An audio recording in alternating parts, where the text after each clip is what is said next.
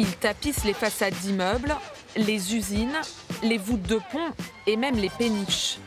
Sur les berges du canal de l'Ourcq, le street art s'immisce partout. En 4 décennies, des artistes très prolifiques ont imprimé leur style. De Paris à Bondy.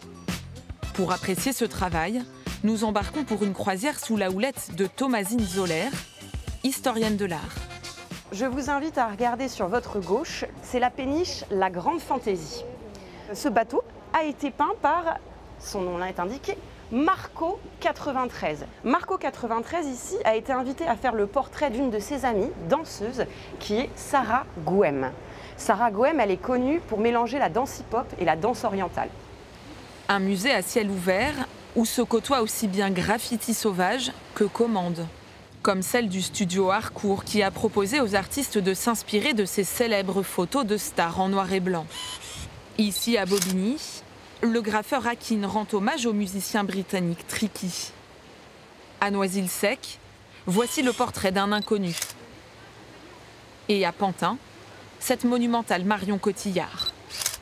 Becca Fox est une artiste américaine qui est connue pour son style qu'on va dire hyper réaliste. Alors que nous longeons les rives de Bobigny, les passagers ont la chance d'observer le graffeur Guts à l'œuvre sur ce mur. Un art urbain avant tout éphémère. En témoignent les rives des anciens murs de Bobigny, démolis récemment et remplacés par ces palissades pour construire un nouveau quartier.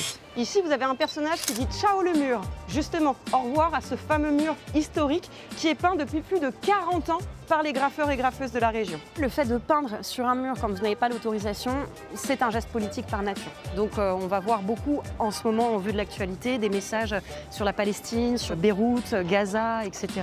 Mais tout graffeur n'a pas forcément une revendication politique derrière. Il y a aussi beaucoup d'ego trip où on écrit en fait son blase, son nom, c'est un peu faire sa pub, son autopromotion sur le canal. Une dizaine de kilomètres en 2 heures pour porter un œil nouveau sur le canal. Je ne m'attendais pas à ce qu'il y ait autant d'œuvres sur ce trajet, avec une conférencière qui est passionnée, je pense, en immersion dans ce milieu, donc c'est extrêmement plaisant. Je viens souvent courir ici et en fait j'avais jamais vu tous ces graphes et ouais, j'ai bien aimé le graphe de Zdar avec les petits bonhommes bleus là et aussi le graphe souris à la vie. Je trouve que ça égaye un peu le canal au final. Demain, nous naviguerons sur la Seine avec Enzo Lecoustre, le plus jeune capitaine de France.